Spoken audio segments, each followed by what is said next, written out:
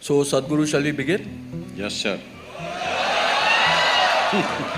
So, I thought a good way to begin the conversation would be to pick up a question on first impressions. How did you foresee I will come in red today?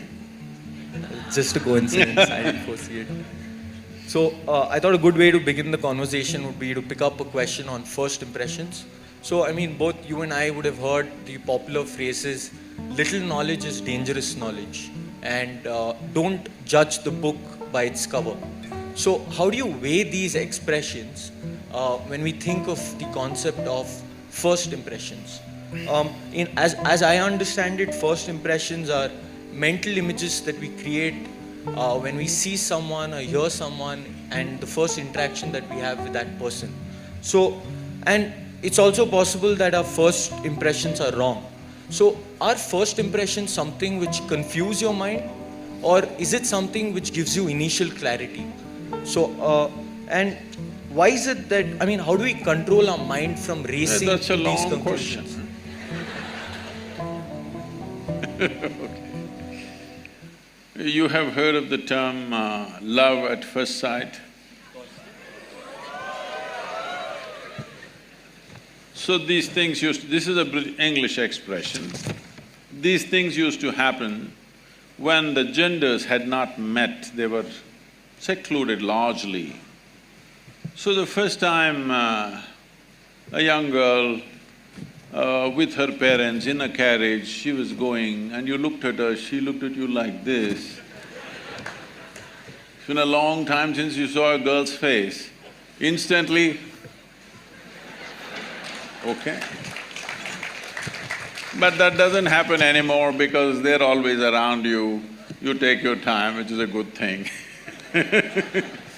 So, I don't think you should make any impression of anything or anybody just by simply looking at it once, unless you have become such a mystic that if you see, you just know, okay?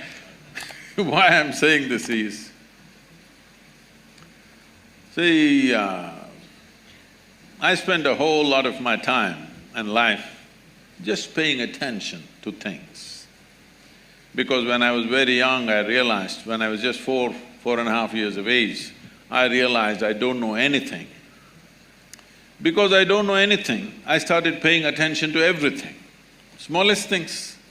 If I find a pebble, I will be looking at it for hours. If I find a leaf, I will be looking at it for many hours.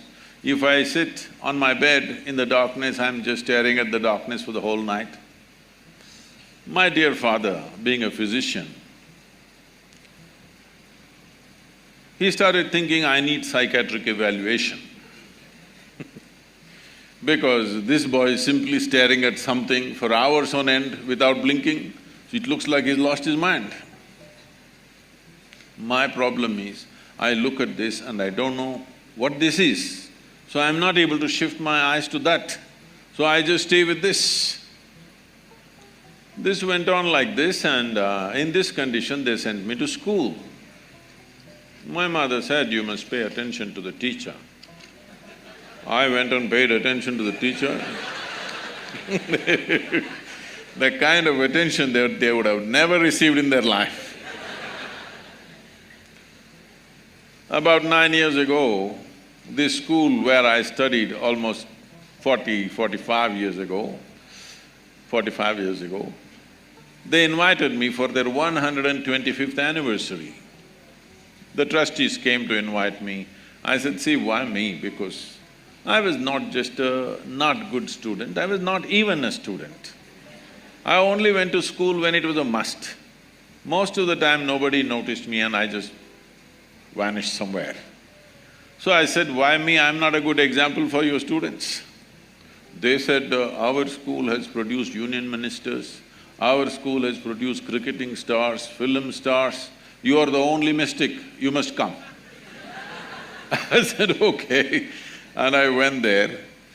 I stood up to speak in the quadrangle, I just looked around the same oppressive buildings. You have a fantastic, a campus. It's a fortune because it's not just about education, it's about living in a certain atmosphere is a very important thing for learning. So, these are city schools which are like that. Then I looked at this classroom and I suddenly remembered, I was just 12 years of age. One afternoon, the teacher is trying to get some response from me. Those days I'm made like this, for many days I won't utter a single word. When you don't know anything, what to say? I'm still trying to drink up the world, nothing to say. So this man is asking question, I'm just looking at him. After some time, I don't even hear what he's saying. If I look at him, I know his past, present and future. I can tell him everything about his life, but I don't know what the hell he's talking. Because I never listen to anybody, I just look at them. So, if you're able to look at people like that, then it's okay. Otherwise, definitely looking at the appearance of a person if you're making judgment, or appearance of a situation if you're making a judgment, especially you're going to be lawyers. By looking at what people are saying, if you make a judgment, they will be telling all kinds of stories to you. So you never make any impression. You need to delve into certain things. So whether it's individual people or situations, aspects of life or decisions we need to make, it's best that we get the maximum input out of whatever we are looking at, because otherwise we will go on regretting what we have done. People who spend time in regret, they won't do much in life because it consumes so much energy.